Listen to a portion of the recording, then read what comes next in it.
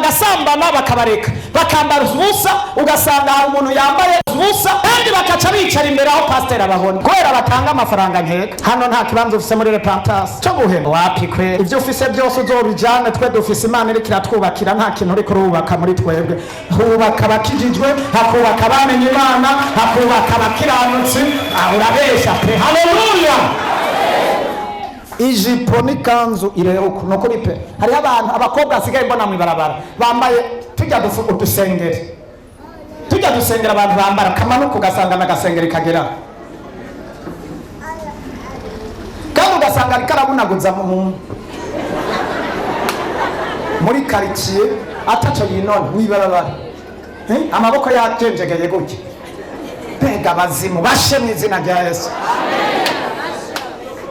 Birateye isoni. Bari gusa bakaja mu rusengero, bari gusa. Turagomba kumenya kuko abantu kenshi baracanganikirwa bakavangirwa ntibamenye Imana na shetani biriko birakora.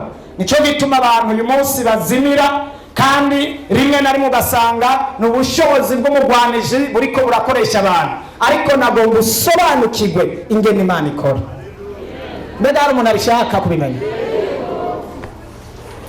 Reka dusome ntanguriye ku bikorwa by'umugwanizi, hanyuma umenye usobanukirwe ingene shetani azimiza abantu.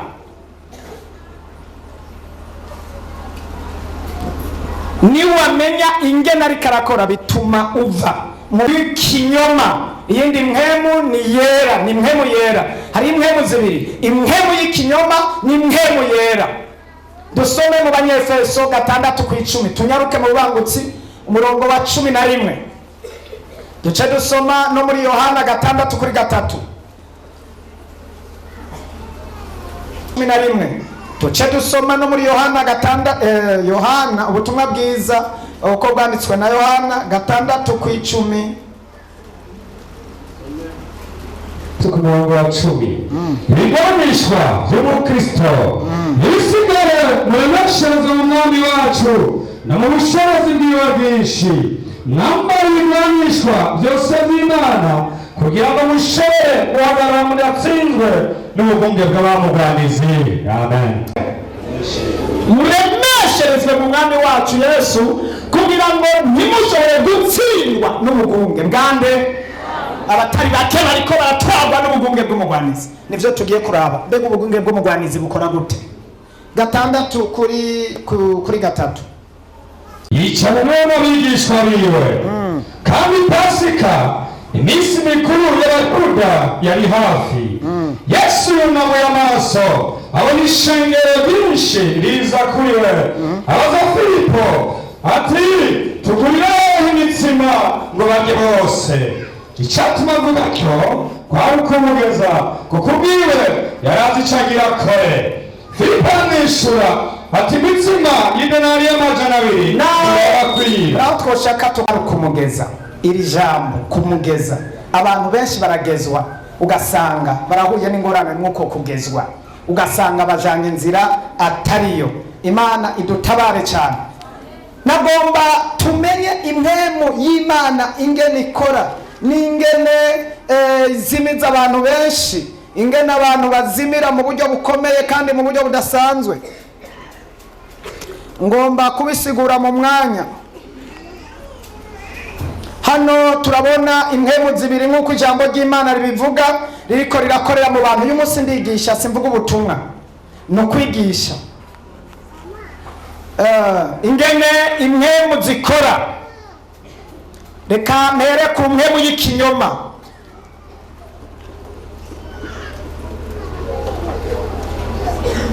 Impemu y'ikinyoma ntushobora kuyibona iriko iragendagenda n'amaguru, ariko impemu y'ikinyoma ica mu muntu. Impemu y'ikinyoma ikoramo mu buryo bubiri, ica mu muntu ikongera igaca mu ijwi ryo mu mutima. Yesu adufashe cyane. Narivuze ngo impemu y'ikinyoma ica mu muntu ikongera igaca mu ijwi. Ubwa mbere ijwi ryo mu mutima riraza rikakubwira ngo burya aho wasengeye, aho wahamagariye Imana utishugwa, aho Imana irakumva wewe. Nakayashinze intashyo ko yatabawe, we ko yatabawe. Ayo Mana usenga niyo, iyo ni impemu y'ikinyoma ije mwijwe iriko rirakwigisha. Erega Imana usenga ntiyumva, erega wowe Imana ntikwemera, erega wowe Imana ntigukunda. Abatari bake bagera no ku rugero rw'uko wisabira gupfa, bakumva umenga botuma bapfa, mbere n'amasengesho yabo akaba amasengesho y'ibirangurago, aho bavuga ngo Imana ninkunda, mbere Mana urahari, mbega urumva, aho urumva, aho urahari, ibyo nakweretse ntubikore. Mana warayehe amajambo y'ibiraguragu, amajambo y'amarogotano. Iyo ni impemu y'ikinyoma. Impemu y'ikinyoma iraza ikakubwira ngo biracitse, birarangiye, karabaye, ibyiza wotuma upfa. Turabona umuntu impemu y'ikinyoma yashitse ko kugera n'ahantu yisabira gupfa. Igihe kimwe nariko ndasenga imisi 40, ncampura n'umupasitori aravuga ngo kudameze neza, ngo umenga wihereye ko ngo ntukijya, ngo nibiki. Ndamubwira ko nabona ari umupasiteri, nkibaza ngo abapasiteri bose barasenga sengesho, ngo n'amasengesho ngo atuma umuntu apfa. None ubona napfuye, ubona ntagenda, ubona nafise ubwenge, ngo yavema ngo sigaye usa n'umuzimu. Urumva wawe kuko uzi iby'abazimu, jewe ubona nozuye mpemu yera. Ushaka iki? Ngo nibiki Imana ushaka ngo iguha, ngo itaguhaye, ngo yaguhaye abana, ngo iguha imodoka, ngo iguha ishengero, ngo hari ibindi usaba Imana. Ndavuga ati none ivyo byonyene nivyo byo gusengera, mbega iryo shengero honyene kugira rishike. Burya Yesu igihe yaja gusenga imisi 40 yarabuze iki? Yari Imana niyo yarifise ibintu byose, mugo ntiyabonye ko akeneye inzira iyindi rafrosema agumana muri we. Cyangwa amubwira ati urambarira umudandaza yadandaje akunguka cyane. Muze mubaza abadandaza uko yunguka ntaryama, uko yunguka none ariko mu Mana yanje urabona sinshoboye. Tabara uyu muntu, kiraneze irishengero, tabara. Hari igihe ndira amarira ku gishengero ry'Imana, mwumva amarira karateye, mwumva umubabaro, mwumva amarira ndahantu niyumviye naka, mwumva amarira aratenze nkaja ahantu. Hage mama w'abana aza ngo nibiki, ngo nibiki, ati ntabyo. Akabona najanywe ndahantu umenga nabaye ikijuju, ndiko ndibaza nsenga n'imyoza amarira koroka, ngo nibiki, ngo nibiki. Hari ibintu ntashobora kuza ndakubwira byose. Nawe igihe wari ku gise ca Dudu na Justin narakubaza ngo mva umeze gute, warambwira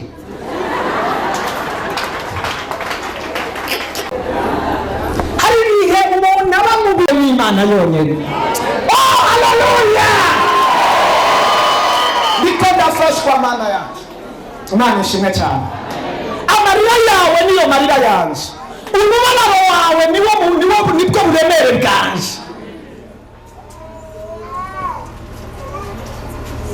Abafise abana barabizi, iyo umwana atari ruhande y'umuvyeyi yamana uruhagarara. Uzokurikirana umwana arize mu bana 10 cyangwa 15, naho wowe utamubona aririra inyuma y'ico kibanza, numenye ko ari wawe neza cyane. Akirakurira gusa mu bandi bana bose, uwo mwana ni wanje, ubona mvumbutse. Kwibaza afise melode yiwe azi byagenze gute. Umuvyeyi aramenye umwana wiwe, na Yesu niko amenya abana biwe bariko baramuhamagara, kandi niko amenya abakozi b'Imana b'ukuri bariko baramutabaza. Amajwi acaca mwabo wa pastor, umwe arambwira ngo hagarika, umwe yambwiye ngo urapfa uriyahuye, ngo kandi aho ntuja mu ijuru wewe, ngo ni wapfa ngaho ntuja mu ijuru. Ndabizi ati biki, ngo arambwira ibintu byinshi byo mwishengero ngo mfashe uku nuko ngo bimeze uku nuko. Nakubwira none we ko dasenga aho bawiyahuye biragucanganye. None gufite ishengero udasengera biragucanga. Rira jya ku musozi uririra ishengero bajya nibo bana bawe rira biragucanga. Imana idufashe cyane. Unse mudusengera turabitwararika cyane. Jewe ndakunda ishengero ku buryo riri no mu maraso. Nikanguye ndota ishengero. Nta bindi ndota abakristo, nta bindi bintu biba bintwaye umubaba. Mbonye telefone mbanzi ko ari umukristo mwijoro ari gihe tuba tujyamye gutya telefone none ntunaruka tiryama wewe mperuka kuraba telefone ndanumva uruhagarara rw'umuntu yoba ahuye n'ikibazo hariya, yoba ahuye n'ingora, umutima wanje ntubareze. Yesu niko ataba amahoro igihe turiko turamutabaza, azi ko ishengero ryiwe riri hano mu isi, abo yakoye amaraso, abo yacunguye, nashobora gusinzira amatwi. Haleluya, haleluya. Ariko naho biri uko ncamura n'abantu n'inyigisho y'ibinyoma iza kugukura mu masengesho. Utanguye kuririmba neza uzobona ikubuza kuririmba, uzobona bakubwira ko wishima. Utanguye gutangira Imana uzobona bakubwira ko nawe urengeje urugero. Ayo n'amajwi y'ikinyoma agusubiza inyuma, aguca intege, akudekuraja. Uzobona amajwi kandi ayo azoca mu babene data hafi yawe, abakristo bakozi b'Imana babandi bakwegereye kugira ngo bakurangize neza. Bazokubwira ngo waguma witanga ngo ntabwo uzogenda mu ijoro n'amaguru. Ariko ndakubwire nutasenga Imana, Shetani azokumira mirunzwe. Imana idufashe cyane. Ayo masengesho narasenze ndayaheza, mpura n'ibibazo bikomeye. Natanguye ku y'imisi 40 ndaduga nja ku minsi 70, ndaduga nja ku minsi 100 intajya, kandi ndacariho. Kandi n'ubu nzoguma ndayasenga. Si rimwe, si kabiri, si gatatu. Kandi nagomba ndabibutse urugero tugezeko ni byamwa by'amasengesho turiko turasenga. Aho ni motera. Haleluya. Ni byamwa by'Imana dusenga. Haleluya. Ariko bikazana inyishu. Ariko nimubona inyishu y'amasengesho, ntabwo murashikariya kumutakura kuri witi. Iryo ni inyishu y'amasengesho. Inyishu y'amasengesho. Uravye ibintu Imana kirakora, ibintu Imana iri kirakora ni inyishu y'amasengesho. Imana irahari pe. Oh, irahari we! Haleluya. Kandi Imana irumva no kuri kose. Imana irumva, si umuntu ngo ubeshe ivyo yasezeranye. Emu y'ibinyoma ikwereka ko bicitse. Rimwe na rimwe hari igihe ikwereka abantu bananiwe gusa. Ijwe rikaza ngo sumba pastor naka ngo ntiyabivuyemo, ngo sumba umusenzi naka ngo ntiyasenga, ngo ntiyabihevye, ngo genda urabe ngo ntari mu kabare ntari kanwa inzoga, genda urabe ngo ntiyahora asenga cyane yavuga ubutumwa. Iguma ikwereka bananiwe gusa, nizokwereka uhagaze neza. Ikizokwereka impemu y'ikinyoma nizokwereka uwanesheje, nizokwereka ati Yosefu yaranesheje. Iyo izokwereka ko Yosefu yanesheje Dawidi yatsinze, abari impemu y'Imana. Ukwiye gutandukanya impemu y'ikinyoma n'impemu y'Imana. Impemu y'Imana ikwereka abatsinze, abaramirije, abaciye mu muriro, umuriro ntiwabaturira, abatwawe n'amazi, amazi niyabarengera. Ayo mpemu biri kiragukomeza kugira ngo naho uri mu geragezwa nawe bandanya. Iyabanye na Daniel izobana nawe, iyabanye na Paulo na Sila izobana nawe, iyatabaye Eliya, iyabanye na Abisirayeli nawe izobana nawe. Iyo ni impemu y'Imana. Nawe hano batere haleluya. Ariko nashaka kukubwira mu mpemu y'ikinyoma ni impemu yera. Impemu yera avuga ijambo rimwe, impemu y'ikinyoma ikubwira amajambo 99 cyane cyane.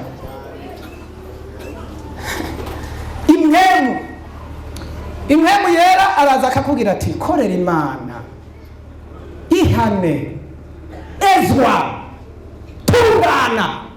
Satani nawe akacaza ngo ivyo ni ivy'abapastori, ngo we kuvuvuka ngo ntiwabonye ngo uko bwira siko biri ngo nakaniyo byabaye uko ngo ivyo ngo nuko byamabiri ngo none bagira bakubwire gute akakubwira amajambo umunani nyamuyera yakubwiye ijambo rimwe gusa ukumva ijwi riguma rikubwira amajambo 13 15 ngo ivyo bivemwo ngo ayo mafaranga utanga n'abapastori ayo masengesho bamwe barabita ngo abagore bose baba bari mu rusengero n'abapastori ababwibita ko ibintu byinshi ngo barabakorombye barabaye abasazi abo bantu ntibumva ugasanga barakwisa amazina kandi ntiyera ariko arakubwira ati muratekana n'abatwitangiye imbere nuko rimwe gusa avuga yongorera gahoro gahoro gusa rimwe gusa ariko ijwi rizokubwira ko ari iry'umubi rivuga amajambo menshi kandi riturika riharira uzorabe n'umuntu w'ikinyoma ashobora kuba muhagararanye wowe akubwiye ijambo rimwe uzorabe n'abo bantu bakoresha ibyaha basambanyi bagasambana arakubwira ndagukunda nzokugira ibi nzokujana ibi uri shushu uri amashugwe uri umwumbati uri amateke uri ibiki akakubarira uri usana yo kwiteke nzokujana mu ijuru nzoguheka nzogutwengera barabuzogufasha akakubwira ibintu bitabaho ukaba umutega amatwi ngwe ukabinduka bakadebire ukirotumva wagiye ijambo akubwiye amajambo nka 15 ariko mana yanje hariho ba bebi nimba babande binde bajambo menshi cyane biki bashugwe bande bavyita gute shushu sindabizi ivyo ntavyo nzi bavuga ibintu byinshi by'ugucanganya imitwe y'abantu gusa abakobwa nabo ngwe aba yarabuze umuntu amubwira akajambo na kamwe ngwe ukamenga birabaye arakwishe abazimu barakomoye arakubwira ngo hera umugabo ng'umugabo ufise suwi wawe mumaranye imyaka mwarabyaranye akaza kubwira ngo iravuze ngo suwi wawe uwi wawe n'uyuhe ahagomba kukugira umugabo wenyene rero cyangwa kwereka abandi n'abantu b'Imana mwirinde ubuzimire nyamo z'ibinyoma ziriko zirazimiza abantu ku rwego rukomeye cyane Yesu adufashe cyane n'umuntu imyaka 10 n'ingahe bibaniye neza nta ngorane bafise ntaki amageragezwa naho yoshika umuntu arasenga kuko mwisi si mu ijuru mwisi ni mwisi nyene ugasanga mufitaniye abana ariko umuntu ariko arakubwira muhuriye mwibarabara akubwira ngo umugabo uriko suwi wawe umugore ufise suwi wawe kumva abo bazimu kwe nyemo z'ibinyoma zoni nyemo z'ibinyoma nani dufashe uzomubaza ati nuwande kakaruwe wanje nuwande ngo Imana iravuze ugira ngo ni ngombwa mu bandi ari uko Imana ivuze so na nyoko batarakizwa ko babanye ntibabaranye ibihe n'ibirembe Imana yaravuze ntibakuvyara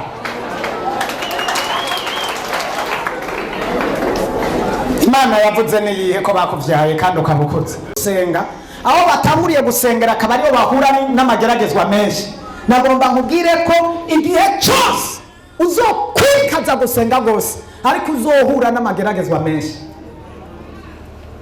ucuvuga ati aho rero nca ndabivamo se nzosubira gusenga cyane gumira hariya mbu inyuma kuba w'inyuma naco bifasha kuko uri wo kwa shetani ariko uko wegera Imana cyane niko Imana ikwegera kandi uko wegera Imana cyane ujya hano hariho umuntu atazwi hano na hano muri korale usanga batazi n'izina ryiwe ariko yoje hano agatangura kuririmba indirimbo ikaduga cyangwa agatangura kuvuga ubutumwa abantu bose baca bamumenya uko wegera Imana cyane niko umenyekana n'abantu kandi niko na shetani atakumenya uko urwanya shetani uko wegera Imana shetani niko urapomora ubwami bw'umwijima buca butuma rero shetani nawe akugirira ishyari agatangura kukugwanya ucyura n'amageragezwa menshi ariko bidasigura ko agushobora bisigura ngo hari inyenyeri igomba kugaragara habona haleluya shetani acatangura kuza kuyigwanya akarorero Mose akivuka yahuye n'intambara nyinshi akivuka kubera muri we hari inyenyeri yo kuganza hari inyenyeri yo gushika kure bivuga ngo inama Farawo acateranya inama ngo murondere abana b'abahungu bose bavuka mubanige, kwari kugira ngo Mose apfiremo. Hari yatanguye intambara yo kurondera Mose, yatanguye Mose agomba gupfa, yari yakozwe yo kugirira nabi Mose. Imana idufashe cyane. None wibaza Mose ni kuki bagomba kumurigira mu menshi? Nuko babonye ubutunzi buri Mose, kubera ibitangaza n'ibimenyetso bizokorana na Mose. Igituma ari kubahura n'intambara nyinshi, ejo hawe harakomeye, ejo hawe harahambaye, ejo hawe hazogaburira abantu, ejo hawe hazoshigikira abantu, ejo hawe hazogera kure. Nicyo gituma Satani umwembe utarashurika barawutera amabuye, umucungwe utarashurika barawutera amabuye. Iyo ushuritse ukera uri ku micungwe urarya amabuye, umwembe urarya amabuye. Hari umuntu awurengana atawutera ibuye, ni ukubera ufise iki? Yes, ufise ivyamwa, babonye ivyamwa. Nawe rero bajya abadayimoni babona ivyamwa ndakuremesha. Igihe uri kurahura n'ingorane bisanzwe uri mu ruhande rw'Imana, igihe uri kurahura n'amageragezwa bisanzwe uri mu ruhande rw'Imana, ntucike intege. Kumwe nanje ejo hanje ni heza. Haleluya. Mose abadayimoni baramuhagurukira, ariko Bibiliya ivuga ngo kugera no ku rugero bamutora, bamuterera mu mazi, baramutwara, ahura n'ingorane. Ariko marayika barashitse acarungika umuntu, umukobwa wa Farawo aja koga bitari muri programa. Agezeyo asanga nyina wiwe nawe yagiye kumuterera mu ruzi kubera gutinya Farawo, aramuterera yaratwagwa. Umukobwa wa Farawo acaramutora. Abana b'Abayuda bose bagira gute? Bicwa. Kandi atamenyeye koga kuruzi umukobwa w'umwana. Namumva ndakubwira, Imana izoshiraho impamvu zitumutabara. Haleluya. Naho utabona inzira, Imana izoshiraho impamvu zitumutabara. Sizeho yo kugutabara no kukugira neza. Birambwira ngo ageze yamutererayo kuko gutinya Abayuda. Umukobwa wa Farawo agezeyo abwira umusuka ati ndabona ikintu gitemba hariya mu ifunzo kiriko kirazunguruka buca ku gataro. Aroga aragenda ati n'umwana amuzanye asanga n'umwana w'umuheburayo, kandi abaheburayo ntibari bemerewe. Nagomba kugira ngo uzoba aho utategerezwa kuba, uzoba aho utategerezwa kugendera. Naho hazoba hari itegeko ryo kugirira nabi, Imana izoshira irindi tegeko, nuko n'Imana nyamani yamuzungu butagurutse ugatera. Haleluya. Urahagera kubw'Imana, uranirwa kubw'Imana, urashika utushitse kubw'Imana. Imana izohagurutsa abavugizi, ihagurutsa abatabazi. Aho uzoja hose usange hari abantu bakuvugira. Ariko Mana yanjye yafashijwe. Kana barakazanira umukobwa wa Farawo. Aravye gutya asanga na Gaheburayo, kandi se yari yatanze itegeko yuko Abaheburayo bategerezwa kwicwa bose b'abana bato bato. Uwo mukobwa acaravuga ati sindamujana kwa papa, mugabo ngomba ndondera uwundi muntu amunderera. Abwira umusuka ati genda ushakira umuntu yomunderera. Umusuka aragenda acashika kuri nyina wa Mose, aravuga ati wondonderera umuntu yonderera umwana yinyegeje. Ati agahembwa ati muzane ndamurere. Ataragenda kwa mukobwa wa Farawo. Mukobwa wa Farawo amuha amata, amuha amafaranga, ahembwa ku kwezi. Ayayaya, kandi akarosa umwana. Haleluya, haleluya. Nama z'abakugirira nabi zirahari, ariko sezeranagiwe irarangiye ndimutera. Haleluya. Namukubita igikombe cy'amaro, amwosa anywa ku mata y'ishyushyu, amwosa ajya akanyama, kandi yari yamutaye ku kwezi abona sarere. Hariho abamutaye bazokubona ejo hazoba hehe. Haleluya. Hariho abaguhebye, hariho abakugiriye inama, hariho abagupangiye, bagucukuriye icyobo, ariko bagiye kukubona ejo bakubonera hirya y'ejo ugasa na wawe.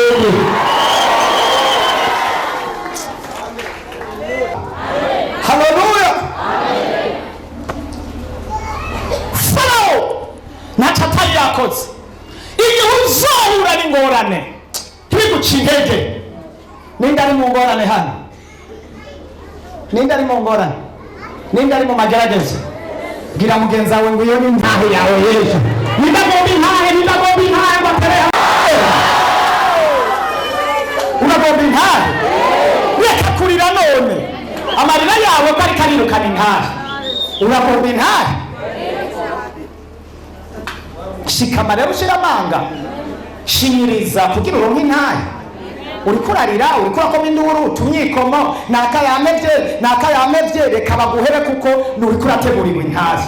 None bagarutse nta uzobona. Reka babanze baguhere, reka bibanze binuke, reka bidafashije. Mbega Lazaro yarose intahe gute? Ntiyari yanutse inyuma y'imisi ngahe?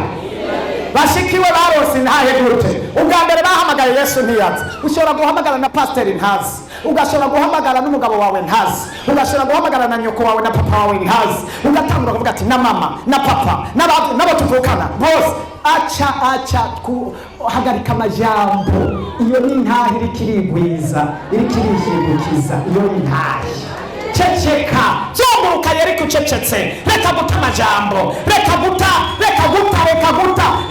ubwoko, reka guta imihari ku bantu. Iyo ni intahe. Haleluya! Iyo ni intahe kandi igiye kuzikomeye cyane. Ni uhura n'ibintu bikomeye cyane. Igihe dusenga cyane niyo duhura n'amageragezwa akomeye cyane, ariko ibyo ntibisigura ko Imana iba yaguhevye. Imana ishimwe. Haleluya. Haleluya. Aho ndabeshe nukuri gute? Bakunda abantu babatuburira ibintu bihuje n'ivyiyumviro byabo. Umubwiye ibinyuranye n'ubugombe bwiwe ni sanse niki? Iyo si Imana. Mubarira ati rero wewe bagunda aba bantu basambana bahura n'abantu bakababwira ngo Imana iragukunda, yarayasambanye mugabo ngo Imana igirana vugishwa n'ibinyoma. Aha rero acagenda avuga ngo n'umukozi w'Imana kwere, ngo nahuye n'umukozi w'Imana ngo ambwira ko Imana ikunda kandi igiye kungirira neza, kandi wasambanye n'abantu 3 4 5 inda wazimaze uzikorayo, usambana n'abagabo, usambana n'abari bo bose, hanyuma umuvugishwa akaza w'ibinyoma akakubwira ngo Imana irakwishuye, mbiranezerejwe n'umutima wawe, kandi umunyabyaha. Abo bantu baronka abantu benshi cyane no mwishengero, usanga ari abantu benshi cyane bene abo bantu bavugishwa n'ibinyoma, kuko ntibigera bavuga amafuti. Kuko amafuti y'umuntu iyo yavuze aramujya mu mutima, niyamuvura. Niyamuvura.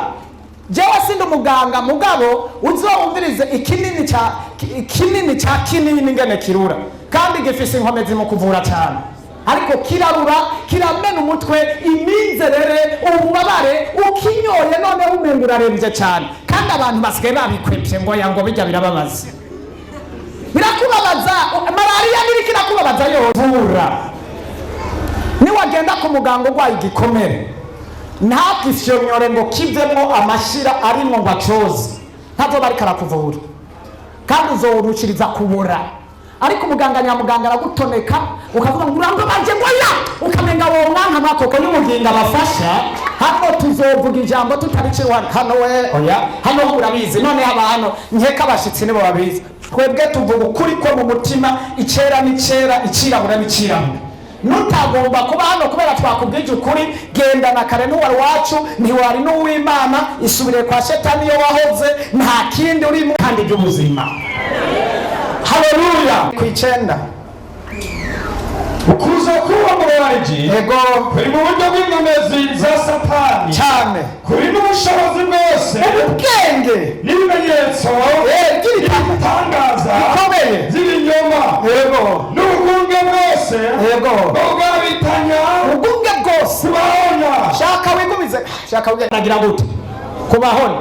Umuntu arashobora kuba afise abagore 4 cyangwa 5 mugabo akaguma yiremesha mu ishengero atanga n'ibigira 10. Umuntu arashobora kuba ari umunyabyaha bikwije mugabo akaba ari mu ishengero kandi bakamubwira yuko yemewe atakibazo. Umuntu akadandaza ibiboreza, urumogi, ibintu bikomeye cyane kandi bakamuremesha ko ari umukristo. Igitigiri cy'abantu mubona buzuye mu mashengero bakora ibintu bitanyuranye kandi bama bari mu rusengero. nico gituma bitugora gutandukanya abuzuye mpemu yera n'abuzuye ubugunge bw'umugwanizi. Rero abuzuye ubugunge bwa wa mugwanizi bariremesha ngo rega Imana ngo ntiyoheba abantu, ngo none bajya bose ngo yobaheba bose baje mu muriro. Sodomu na Gomora ntiyabaheze? Ntiyabaheze bagasha? Imana iraba mu bwinshi bw'abantu bari mu mafuti. Izo ni inyigisho z'ibinyoma. Bariremesha n'abakozi b'ibinyoma, bararemesha abandi mu bitari mukuri. Abantu bagasambana bakabareka bakambara ubusa, ugasanga hari umuntu yambaye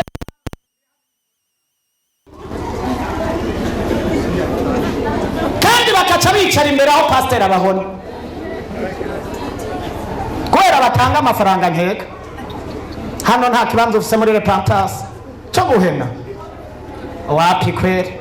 Ibyo ufise byose uzobijane, twe dufise Imana iri kiratwubakira, nta kintu uri kurubaka muri twebwe. Hubaka abakijijwe, hakubaka abamenye Imana, hakubaka abakiranutsi. Urabesha pe. Haleluya.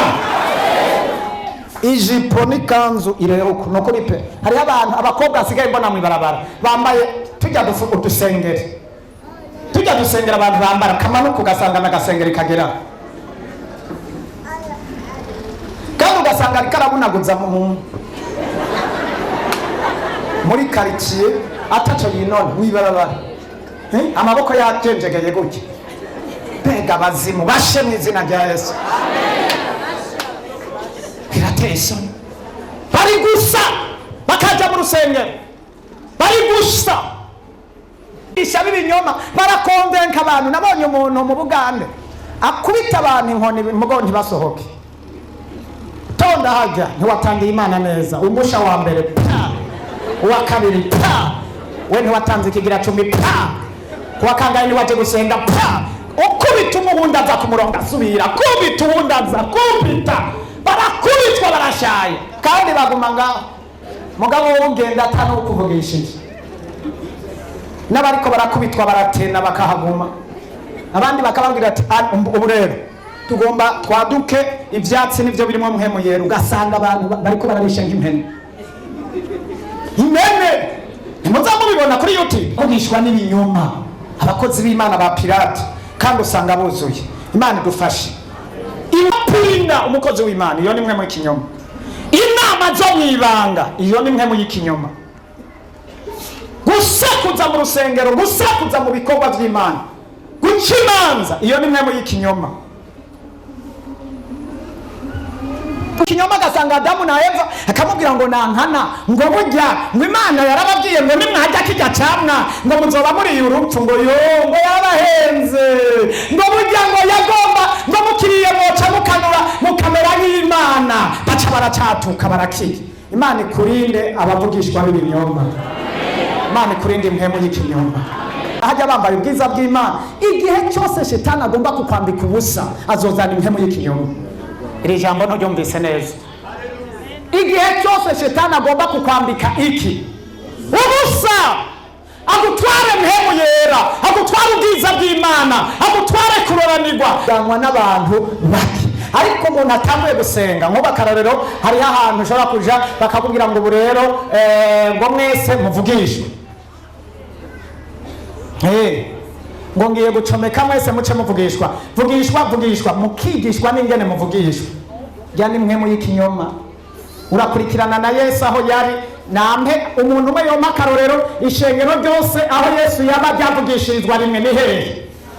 Harabayeho? Ntibibaho. Harabigishwa ba Yesu, hakaba n'abandi bavugishwa. Dusomye muri Matayo haravuga ingabire zo kuvugishwa, ariko ahandi barakwigisha ingene mwese muvugishwa, kuburyo abantu bavugishwa utavugishijwe no gukubitwa ugakubitwa, bakakwigisha kuvugishwa. Sindabizi ingene bavyita, kandi mwese mukabivuga ku nguvu ngo mugiye gusenga mu ndimi mwese. Bongo nta nahamwe ibyo nabibonye muri Bibiliya. Icyanditse kiri hehe? Ingabire itangwa n'iki? N'Imana. Imana idufashe cyane. Iyo rero wambaye nk'akarorero, wambaye neza nk'uko kwanje murabona ko ndi bien, ndabatwengeje, n'abantu bazokwigana ngo wakire wambare neza. Ariko igihe cyose uzokwambara nk'ubu model, yogenda agasohora imodeli agasona hano agaca asigara agatobora hano ibera akaca risohora hanze rikaca rigenda rigira gutya ibere rigenda rigira gutya sirivupure ntabwo yohera igisagara cyose utaho guzi kwiga modeli ari sawa aha mu gisagara usanga amabere agenda agira gutya mu gisagara aho mwibaza ko mbeshe none abatabura imigongo ikajya hano hejuru ati uzi ko twatanga imigongo iri hejuru abandi bakaca bayishyiraho hari abandi bagira gutya imbere ikacija hejuru aho hose ugasanga abandi bakaca babikora hari abandi bagira kawushi ukuboko kumwe ngaho ukundi ngaho kose guca ngati uzi ko twatanze ukuboko kose gukaca kugendera hanze none sivyo baba babonye umuntu yakoze abarepantasi imana barindi iyo mpemu y'ikinyoma n'ukuri kose Yesu abatabara imana idukomeze Yesu adufashe cyane reka kwabura ibigumu kubonye hariyo abantu bagiye babura muri Bibiliya bahura n'ingorane guma kuco wabwiwe n'umwami haleluya mani tugeze kwambara ipantaro yari ahantu twigana ishuri ya Bibiliya Nyamugabo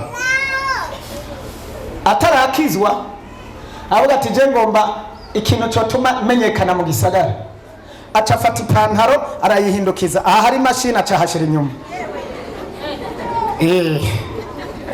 ataja mu gisagara ayambaye baratwenga barakoma indura abasore abajene baravuga ngo naka vrema ngo yadukubitiyemo bwakeye mu gatondo abasore bose babajene bose bakubisemo ngabo nabo kubera aho yaca hose bakoma induru abasore nabo bace ahantu babakomera iki induru imwe mu yiki imwe mu y'ikinyoma icyo ukora cyose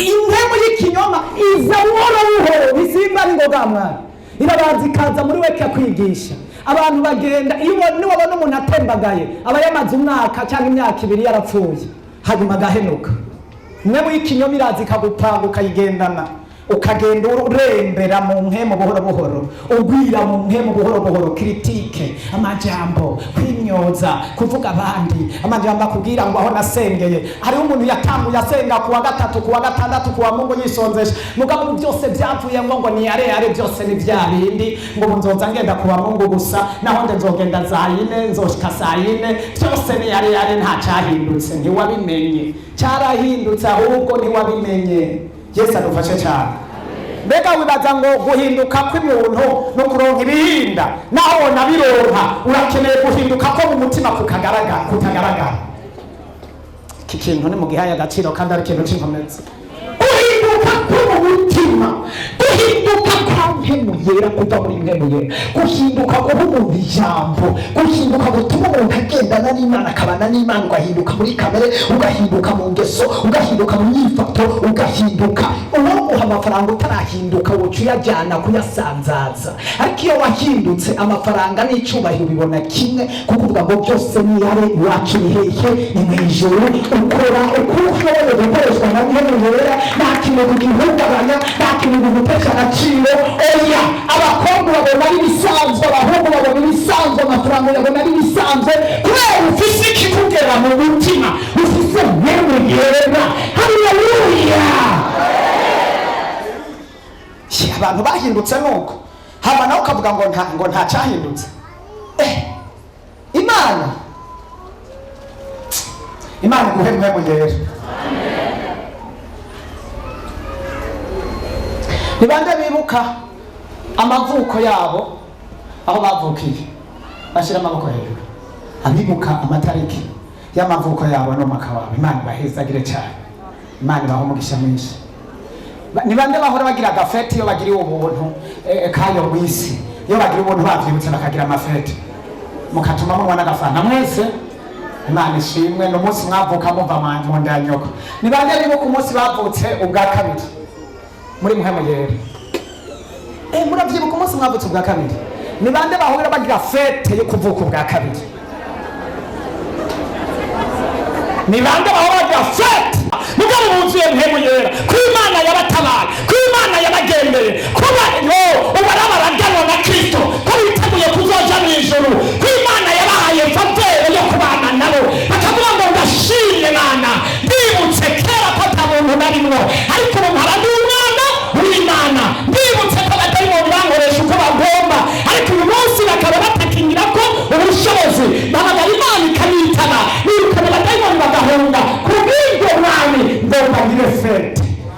bashyira ku masitati y'agakiza yuko uyu munsi bavutse ubwa kangahe? Ubwa kabiri. Ni bande?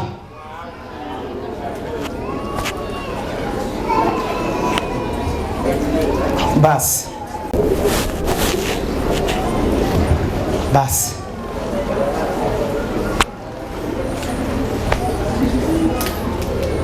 umva utakwiye kwihana biteye ubwoba.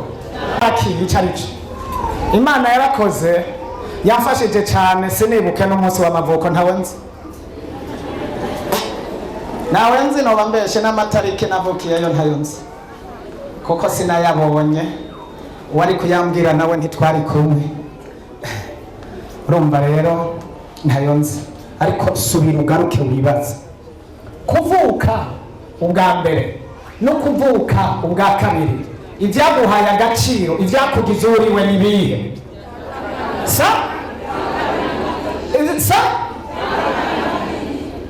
Mwarimu Janete, ni biki byaguhaye agaciro kuvuka ubwa mbere no kuvuka ubwa kabiri? Ubwa kabiri, ubwa mbere nta nicyo bimaze, nta n'ibyo yibuka. Ko nama nakurikiranye stati yawe ko ntarabona ku gasitati ka fete yo kuvuka ubwa kabiri, ni kugira we kugura umukobwa wanje, abandi sindababwira ntavyo agira. Nariko mvuga ngo Imana itubabarire, nitwama duha agaciro ikintu turimo. Imana itugire itubabarire, tubabarire cyane kandi dutabara. Bibiliya Yesu nivyo yakoze ku musaraba. Bibiliya umunsi Imana yakuzuye ukava mu bapfuye ukita umwana w'iki? W'Imana. Imana idufashe cyane. Shetani yaramiza abantu buhoro buhoro, abatwaramo ibintu by'agaciro, abasigaraniza pirate. Aho umuntu apimiriye umunsi yavutse gusa akawupimiriya.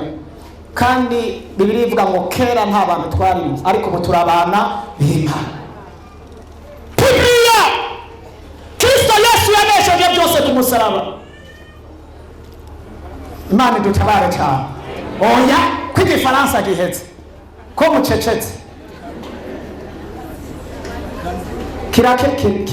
igifaransa kirakamye umugani wa wundi. Imana itubabarire cyane, Imana itugirire imbabazi. Hajya Imana iraraba ikavuga ati aba bantu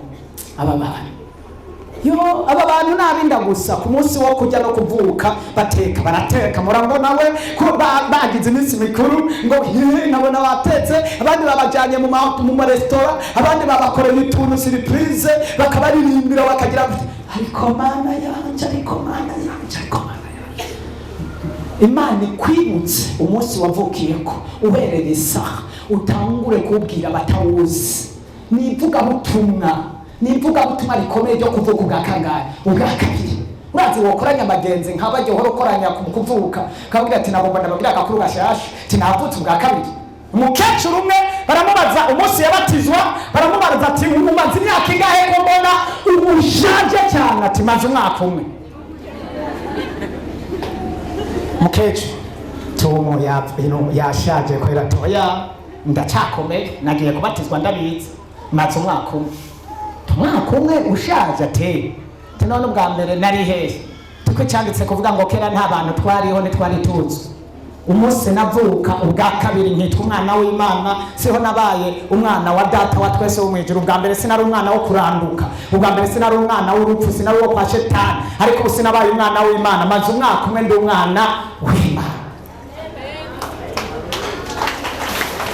Kutomara utokwirata imyaka umaze wirata Kristo, ukirata iminsi wabayeho atanico wamariye Kristo.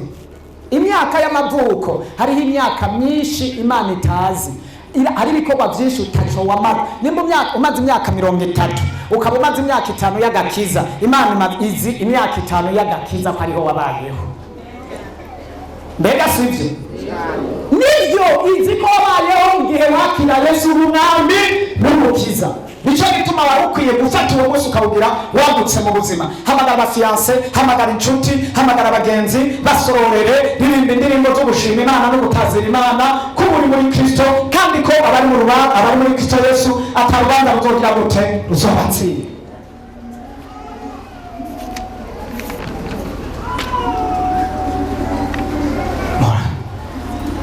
mpora ndabibona nkumva ndacecetse ndahoze. Imana igushoboze. Mbega hari umuntu agomba gusaba Imana imbabazi ku byo atakoze ngo abikore uhereye isaha? Mbega uratahuye icyo ugiye gukora? Mbega uragiye kugira publicite ya Kristo Yesu? Imana igufashe. Ibyo byose ni impemu y'ubunyoma itwara umuntu buhoro buhoro, ikazimiza ubuntu buhoro buhoro. Impemu y'ikinyoma igushira mu itiro. Iyo wageze gusenga uca usinzira, agatiro kaca kakujana. Yes, niko bimeze. Impemu y'ibinyoma itiro ricyariza mu rusengero. Ijambo ry'Imana ritambuye, agatiro kaca kaza. Kwa Siyoni hari umuntu arasinzira. Muri mariage muza mubona umugeni yasinziriye n'umukwe. Mu nama hariya mu makoraniro atandukanye muza mubona abantu basinzirirayo.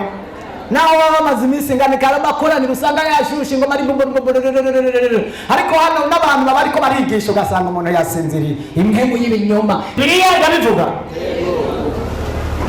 Amaze kuryama kuwiwe asanze yapfuye, aca afata umwana wiwe amushira aranyuranya, aca muha uwundi amuha igipfu, nawe atwara umuri. Impemu y'ikinyoma y'itiro iragusinziriza, ikagutwara ingabire y'amasengesho, ikagutwara ingabire yo kwizera, ikagutwara ingabire yo kwihana, ingabire ikagusinziriza. Amaso ntubone neza, bibibwa ngo bazoraba ntibabone. Ukambara akamini ntubone ko wambaye akamini, kambara gahutu ukageraha unamutora ikintu abinyuma bose ukaba bahenereye. Kandi impemu y'itiro ikakubwira ko atangorane n'ibigezweho.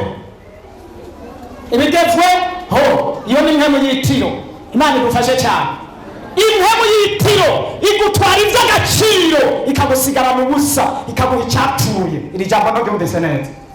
Igutwara iby'agaciro ikagusigira ibyapfuye. Ujya mugore yamutwaye umwana arasinzira mu byamba kimutwara umwana, ikimuha umwana w'iki w'igitu. Cyo gituma uzobona abakristo bose bagiye barapfuye mu mutima. Remi uri kuranyumva? Ndiko ndavuga ku mwemu y'itiro. Vuze firimbi.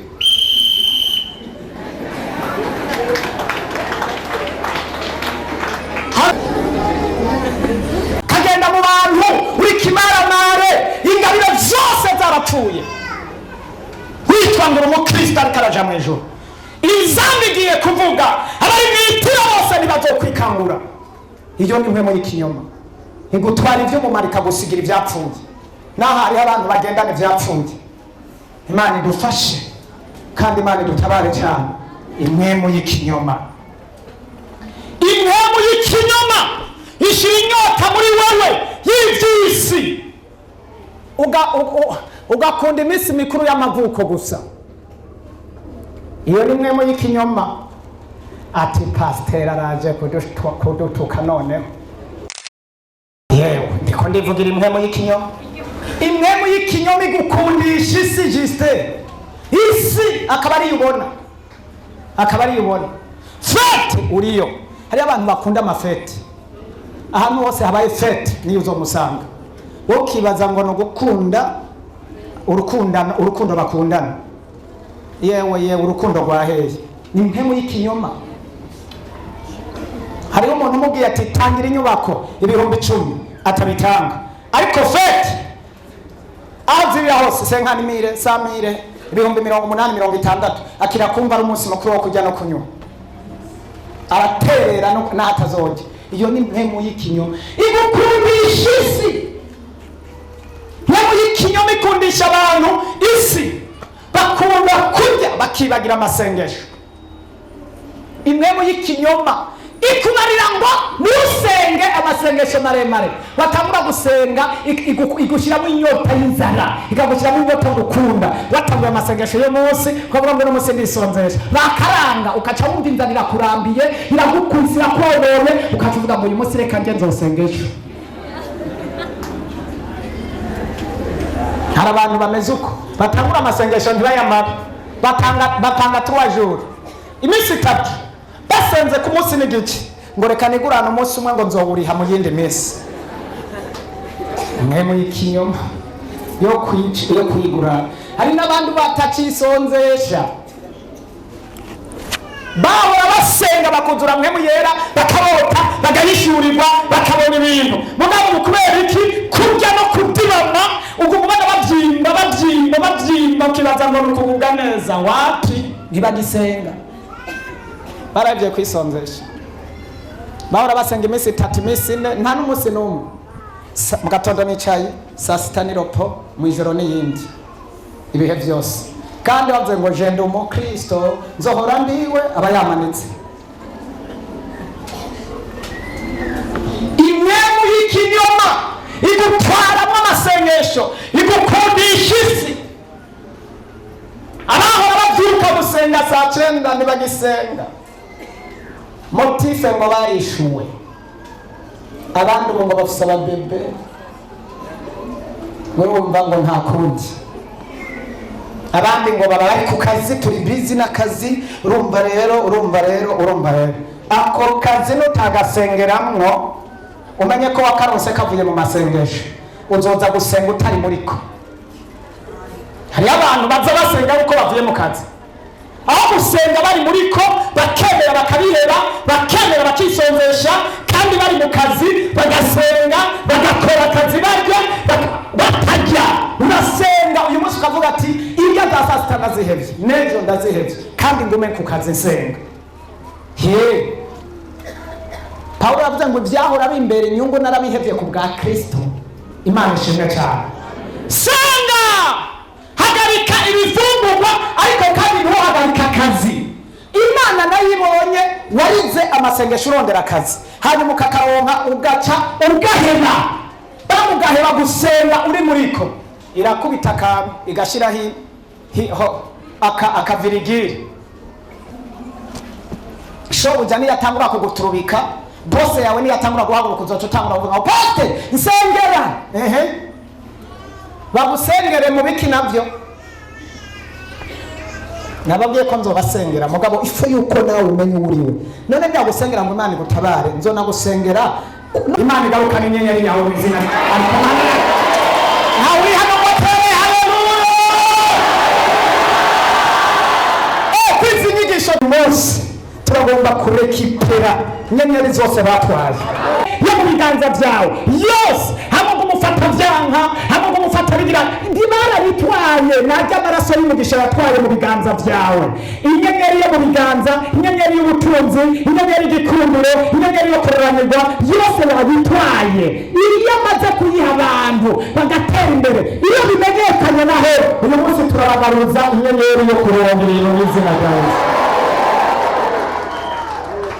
avuye ku birenge hano ku biganza acasimbira hehe ku maguru ku birenge kandi citonderwa atangurira ku kuboko ku kuguru kw'iburyo nta guca ku bubafu urakurikirana abicishije abagiye ku bapfumu bose muraraba bahera ku kuboko ku kuguru kw'iburyo kuko ukw'iburyo abagufashe abavuze ngo nta hantu uzoje uzoguma wizunguruka erega mu kugenda umuntu atambuza ukuboko kw'iburyo ukuguru kw'iki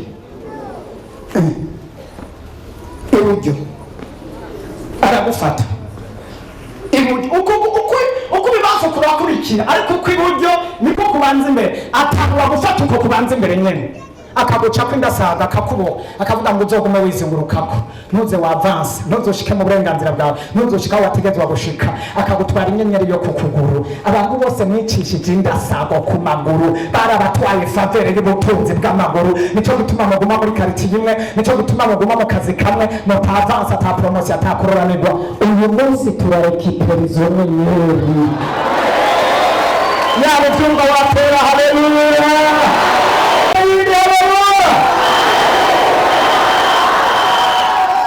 avuye ngaho ku maguru acaza ni uri mwivyiyumviro umutima wawe ni ukugida umutima wawe ni wo buzima acavuga ngo umutima wiwe uzobamumwirukana hari abantu bama bavumbuka amajwi acamubwira vumbuka jaha koriri umutima ntaragama hamwe naguma hamwe ntanurwa yama umutima wiwe ndagiye ndavuyemo ndasohotse ndagize ibiki ibintu byose ntabigumamo nta kintu agumamo ngo abe stable yakuma yumva n'amajwi amubwira ngo genda nico gituma atakintu agumamo agakiza ntakagumamo ibikorwa kanaka ntabigumamo urugo ntarugumamo fiansaye ntayigumamo urudandazwa ntarugumamo hari umuntu mu kwezi kumwe abakoze ibintu 10 mu kwezi kumwe agikoze umunsi umwe acakivamo aja mu kindi, umuntu aguma mu rugo acaja mu rundi, umuntu usanga umutima wiwe ntuguma hamwe, ntuba stable, barawutwaye sihuri. Amajwi yumva acamubarira ameze umusazi we bazamugusara ko yumvike, yumva ijwi rimubwira ngo iruka, mwicara, ngo ryama, ngo nguri yaraje, yumva amajwi atekomandwa n'amajwi. Cyo gituma umuntu wese bakoreye ivyo umwanya wari wo wose ubona muri kumwe, mu wundi mwanya ntimuri kumwe. Bene abo shetani aba yabatwaye, kandi bene abo bagendana n'abantu benshi baguye, abantu bananiwe, usanga aribo bagenzi babo. Imana idufashe cyane, Imana idutabare cyane. Umupfumu avuye ngaho acaja hano mu bitugu akaguca urundi hano mu mugongo mu kiyongoyongo, bisigura ngo nta bintu na bimwe bizogukurikira, uzoguma wijana wenyene. Ivy'inyuma wapi uronka umufiance ntagukurikira acaguheba, uronka ikintu cy'ukora nuronka, umwana nturonka, baguci mu mugongo nta bintu bigukurikira, ugenda uri umwe, wa muri umwe, ugenda uri umwe, abagenzi ntibagukurikira, nta bagenzi ugira, wa muri umwe, yaguciye hano aragutandukanya n'umugisha w'inyuma uzogukurikira. Kandi wategerezwa kuba icyambere woronka umugisha, niwo abantu niwo mugisha, ariko yaguciye urasago hano ashira ikintu kigutandukanya n'ivy'inyuma, wamugenda uri umwe. Imana igufashe cyane, Imana igutabara. Yama akora ibintu bibi. Hari nabo baca hano mu gakomokomo, bisigura ngo ivyiyumviro byabo ntibigere biba bizima, bame biyumvira nk'ikidebiri. Hari n'abandi baca indasago hano mu nda, nta rubyaro bagira, bama baho. Imana idutabara, Imana itugirire imbabazi cyane. Indoto zawe nizo kunanirwa, nizo gukoroka, urota bakuniga, urota bakwirukako. Iyo ni ntego y'ibinyoma yaciye mu barozi, ica mu bapfumu, ica muri karanga. Nico gituma abantu baba bizungurukamo ku bintu byose bananirwa. Imana idushoboze kuvyitandukanya navyo. Deko ndavuga impwemu y'ibinyoma iva ku ndoto canke iva ku majwi. Mwemu y'ibinyoma hamwe n'amajwi, iyo ni mpemu mbi. Nasomye Pilato igituma yihakanye Yesu. Muka Pilato usomye neza hari amajambo Imana yari yiyeretse Pilato, yari yiyeretse muka Pilato, iramubwira ngo urya muntu n'umuntu w'Imana ntumukoreko, aranka kumvira umugore wiwe. Hageze mu guca urubanza, Bibiliya ivuga ngo amajwi aramunesha, bose bavugira rimwe ngo nagire gute, nabambwe. Bibiliya ivuga ngo acaca urubanza nk'uko babimusabye, ivyo bamubwiye aba ari vyo akora. Hari abantu bari hano bakora uko bumvise abantu bababwira, ariko badakora uko Imana iriko irabategeka. Abarongorwa namwe mu Imana nibo bana biki. Reka dusenge. Nzobandanya, nagomba shika ahantu heza cyane, ariko umwanya nutworoheye. Ndagomba kubandanya izi nyigisho. Imana igushoboje uzokuzikurikirana, kandi Imana igushoboze kuwa Mungu ntuzosibe kugira ngo umenye impemu y'ukuri n'impemu atari y'ukuri. Nzorangiza nerekana, navuze cyane ku mpemu y'ikinyoma, ariko ngomba mvuge inyuma, nzovuga ku mpemu y'ikinyoma kanya gato, mvuge n'ibibiranga, inyuma nca mvuga impemu y'Imana. Nibigiye kumenya ukagira irobanura canke kuba ufise impemu yo gusobanura, kugira umenye impemu y'Imana n'itari impemu. Abantu benshi bagiye kuzimira, abantu benshi bagiye kunanirwa, n'abakozi b'Imana benshi baratwawe akayombekero. Mpemu yera yaravuyemo, basigaye barongorwa na kamere, basigaye barongorwa n'ivyagezwe vy'idini, ntibakirongorwa na mpemu yera. Kandi biravuga ngo barongorwa na mpemu yera nibo bana b'Imana. Haleluya. Kandi Yesu agiye kuza, azojana barongorwa na mpemu yera, azohagarara ku bicu n'akamo k'umumarayika. Abazoba buzuye mpemu yera nibo bazokumva iyo nzamba. Haleluya. Mbega sumaku irakatibuye, mbega sumaku irasumakura igiti, sumaku irasumakura ivu, sumaku isumakura mpemu yera. musumaki sumakura icuma. Umuntu ari muri mpemu yera, Yesu agiye kuza yuzuye ubushobozi bwa mpemu yera, sumaki izosumakura iyindi. Haleluya! Ndanezerewe ngo abazoba bumviye buzuye mpemu yera nibo bazotangura kumva kabo k'umumarayika mukuru. Ndashima Imana, ndanezerewe. Icombo ukamenya ibihe aho bigeze, ukamenya gutandukanya impemu y'abadayimoni, impemu y'umwijima, impemu y'ibinyoma n'impemu atari y'ukuri.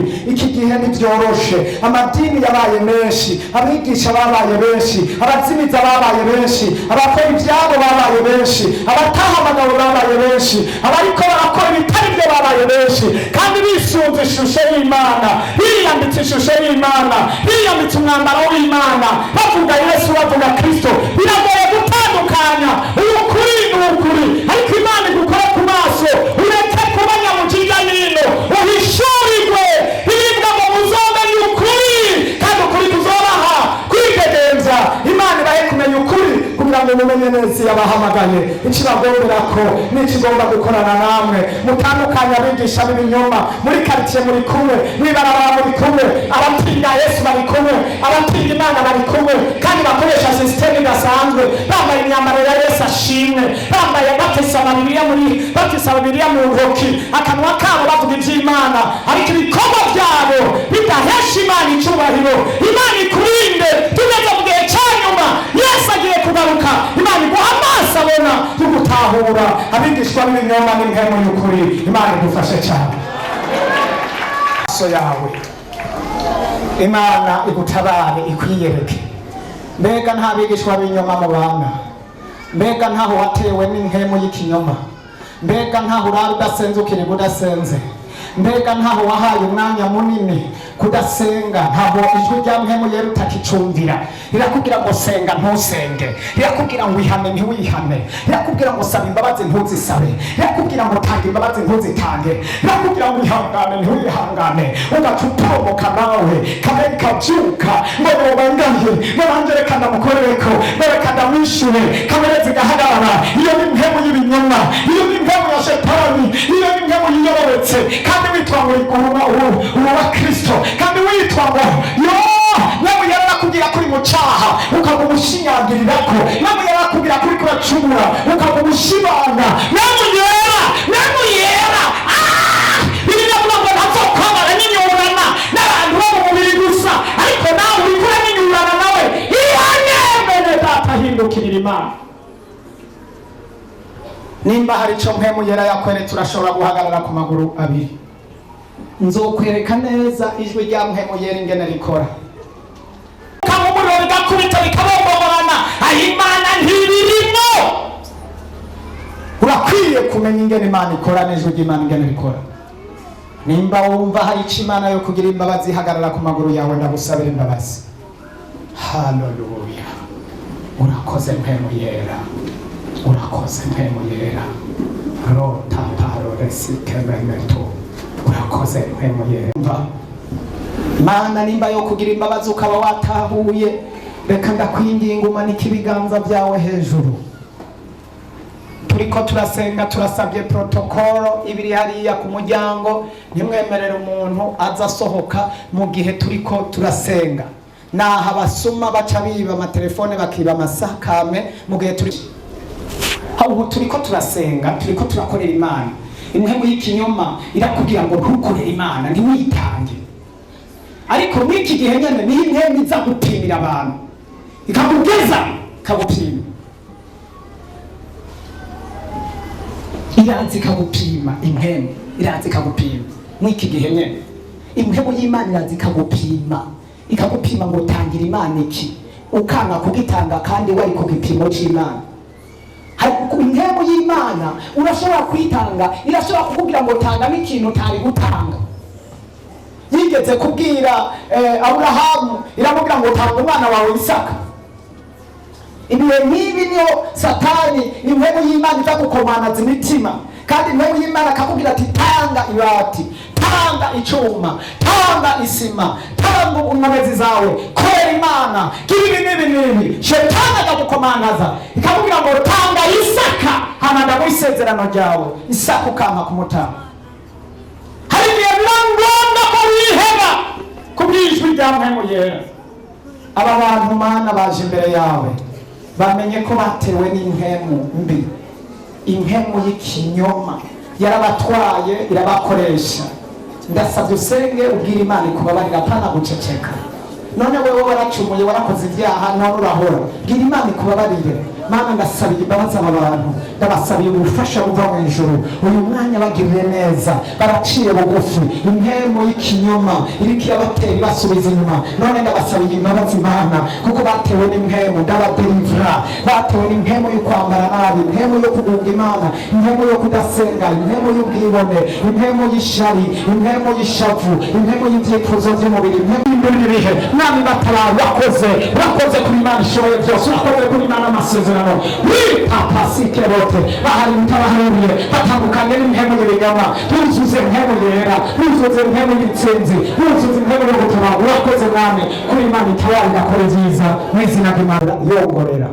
Siko nababwiye nzobereka ivyanditswe bisigura ngo mvuze buhoro buhora nuko, ntibisigura yuko ntakubise ngo ngwane, ntibisigura ngo mpemu w'Imana ntariko arakora.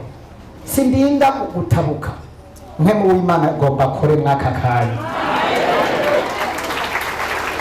Ibi ndababwiye no kuri kw'Imana, kuko ndababwira icyo Imana yambariye, ndababwira icyo Imana yavuganye nanje. Hariho abantu Imana igomba gukiza ingwara, hari abantu Imana igomba kubagira ingo, hari abantu Imana igomba gukura kuba barozi batazosubira kubabona ukundi. Ndiko mvugishwa n'Imana. Yego, kuwa Mungu nzobereka ibice muri Bibiliya aho Imana ikora itarinze gutetimiza, aho Imana ivuga itarinze gukoresha inkuba ariko ikabivuza. Nzobibabwira bene bajya abantu bemera ariko habago tutataresi, bajya baba bakira abana mu mpemu bakaca bavuga ngo iravuze no kuri kw'Imana ngo iravuze, bakaca badugumira ngo iravuze. Bajya n'abana mu mpemu, ariko abakuze mu mpemu baramenya ko Imana iriko iravuga cyangwa itariko iravuga biciye mu ijambo ry'Imana. Baramenya ko Imana irakora cyangwa itariko irakora biciye mu ijambo ry'Imana, biciye no mu mukozi baba bizeye bazi ko akoreshwa n'Imana kandi avuga ivy'ubugingo. Baca bamenya ati iyo n'Imana ivuze n'ivyo ariko aravuga n'ivy'ubugingo. Imana ishimwe cyane. Abo n'abantu bakuze.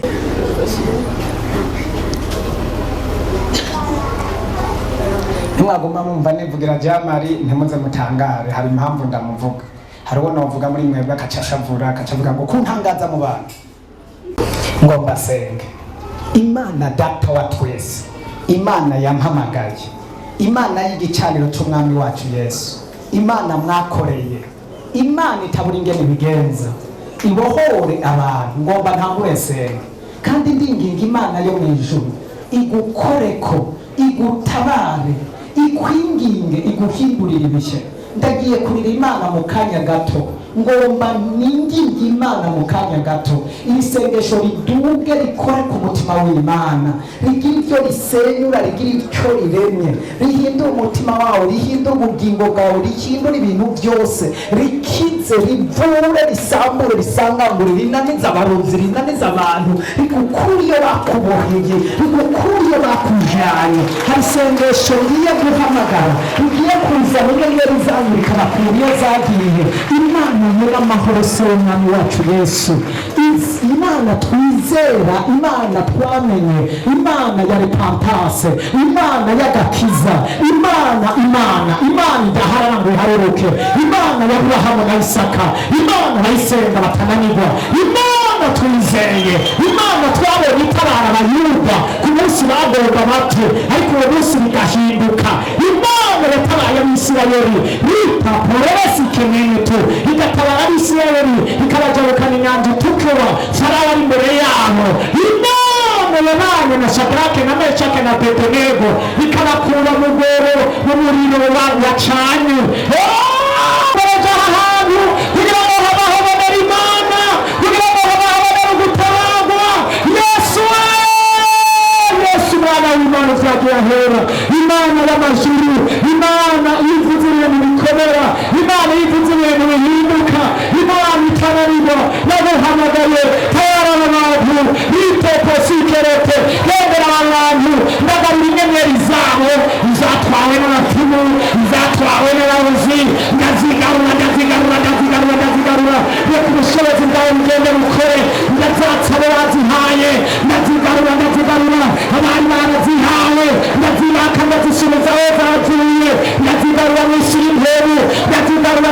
ndazigarura ariko barazikoresha atandwano ndazigarura turazisubiza mu biganza byabo turazisubiza zagarutse reka ibyari byaratumye bizima reka ibitagenda bigende reka ibidashoboka bishoboke abasenzi mube maso abasenzi mukurikirana abantu kubera inyenyeri zigiye kugaruka hagiye kuboneka ibimenyetso byerekana ko inyenyeri zigarutse niteteresi iteretemeretu hari ubushobozi mwumva bw'ibyo gukora hari ubushobozi abasenzi mukurikirana abantu mu parisi reka saba abasenzi bareke gusenga ahubwo bakurikirana abantu genda mu bantu abasenzi abakozi b'Imana abasenzi genda mu bantu bikagusubika uburenganzira bwabo urakoze nk'ubu yera urakoze nk'ubu yera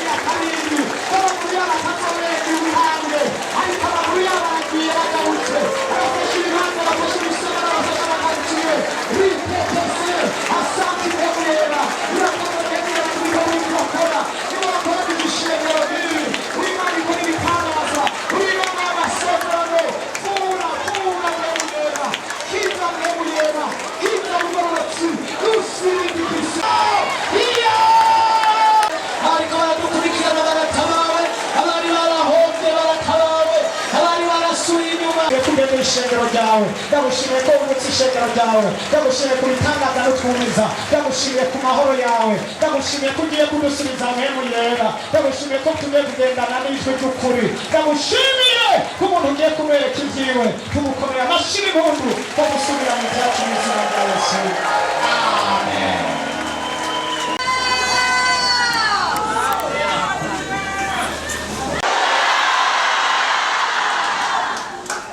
Amen.